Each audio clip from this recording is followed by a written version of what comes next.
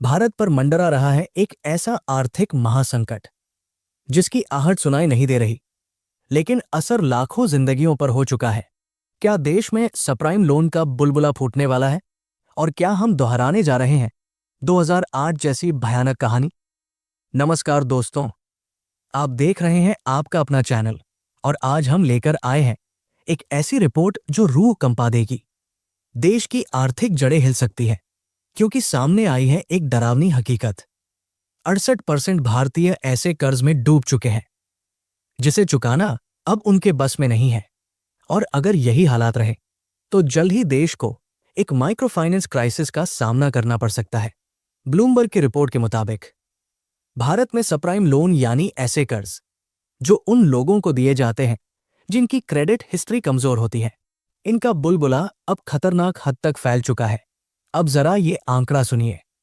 सिर्फ एक साल में ऐसे लोन जिनकी किश्त 91 से 180 दिनों तक नहीं चुकाई गई, उनका प्रतिशत 0.8% से बढ़कर 3.3% हो गया है।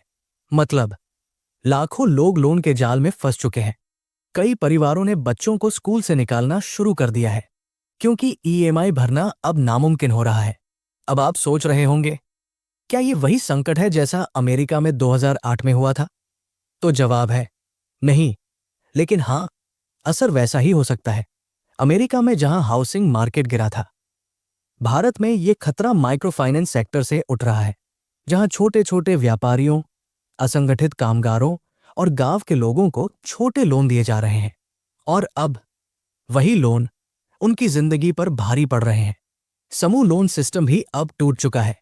पहले लोग मिलकर लोन लेते थे और एक दूसरे को किश्त भरने के लिए जिम्मेदार मानते थे, लेकिन कोरोना के बाद ये सामाजिक दबाव भी खत्म हो गया। अब हर बोरोअर अकेला है और संकट भी अकेले ही झेल रहा है। द्वारा रिसर्च की रिपोर्ट बताती है कि जब माइक्रो फाइनेंस इंस्टीट्यूशन बिना ज्यादा जांच के लोन देने लगते हैं, तो लोग इन पैसों का इस्तेमाल जरूरतों के लिए नहीं, बल्कि दिखावे के लिए करने लगते हैं। शादी ब्याह की चमक, बड़ी बड़ी खरीदारी और सोशल स्टेटस दिखाने की होड़। नतीजा, लोन चुकाने की क्षमता खत्म और कर्ज का जाल फैलता गया। ये इंडस्ट्री अकेले 40 अरब डॉलर की है, और अगर इसे संभाला नहीं गया तो लाखों निवेशक डूब सकते हैं। और सबसे ज्यादा चोट पहुंचेगी उन गरीब परिवारों को जो पहले से ही टूटी हालत में है।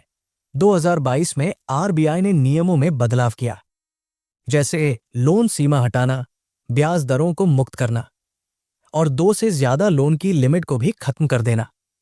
ये सब शायद सुधार की कोशिश थी, लेकिन गलत समय पर किया गया फैसला साबित हो रहा है। अब वक्त है कि सरकार और आरबीआई दोनों मिलकर एक ऐसा सिस्टम तैयार करें जो सिर्फ लोन बांटे नहीं, बल्कि ये भी देखे कि लोग उसे चुका सकें। एक मजबूत निगरानी प्रणाली बनानी ही होगी, वरना ये बुलबुला फूटेगा, और जब फूटेगा तो असर पूरे देश पर होगा। तो दोस्तों, भारत एक ऐसे मोड़ पर खड़ा है जहां एक अदृश्य संकट धीरे धीरे आकार ले रहा है।